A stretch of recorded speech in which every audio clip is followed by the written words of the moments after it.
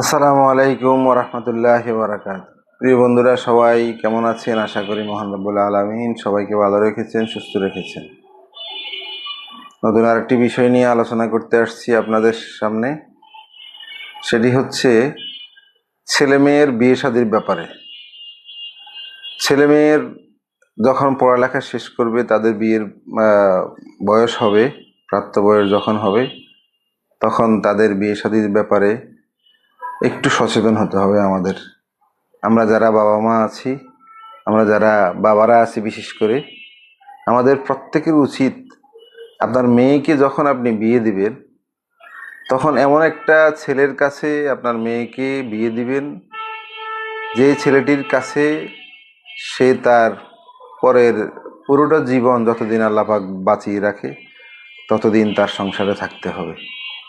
অতএব মেয়ে বিয়ে দেওয়ার আগেই ছেলে সম্পর্কে খোঁজ খবর নেবেন, জানবেন ছেলের বংশ মর্যাদা এবং ছেলে নামাজি কিনা, ছেলে ফরেজগার কিনা, ছেলের আমল আখলাক কীরকম, সব কিছু খোঁজখবর নিয়ে, ছেলে কর্মঠ কিনা, কাজ করে কিনা, সব কিছু জেনে শুনেই আপনার মেয়েটিকে সেই ছেলেটির হাতে তুলে দিবেন। কিন্তু আপনি যদি এই যাত্রায় যদি ভুল করে বসেন, তাহলে সারা জীবন আপনার মেয়েটি কাঁদতে হবে এবং আপনাকেও সেই কষ্টের ভাগ সইতে হবে। এবং আপনার প্রিয় ছেলেটিকে যখন বিয়ে করাবেন, তখন আপনার ছেলের বউ নির্বাচনের ক্ষেত্রে এমন মেয়ে নির্বাচন করবেন, যে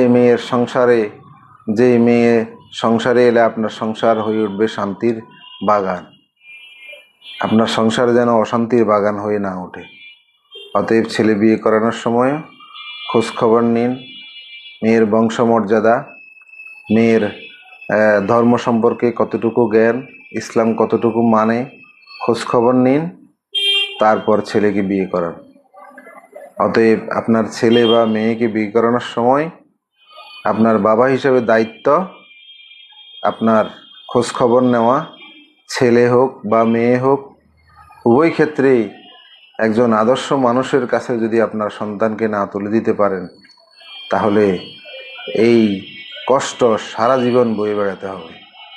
অতএব সতর্ক থাকুন, সাবধান থাকুন এবং নিজের ছেলে বা নিজের মেয়ের নষ্ট হওয়ার কারণ হয়ে নিজে যেন কষ্ট না পেতে হয়, সেভাবেই আপনাকে কাজ করতে হবে। ভালো থাকুন, সুস্থ থাকুন। আসসালামু আলাইকুম।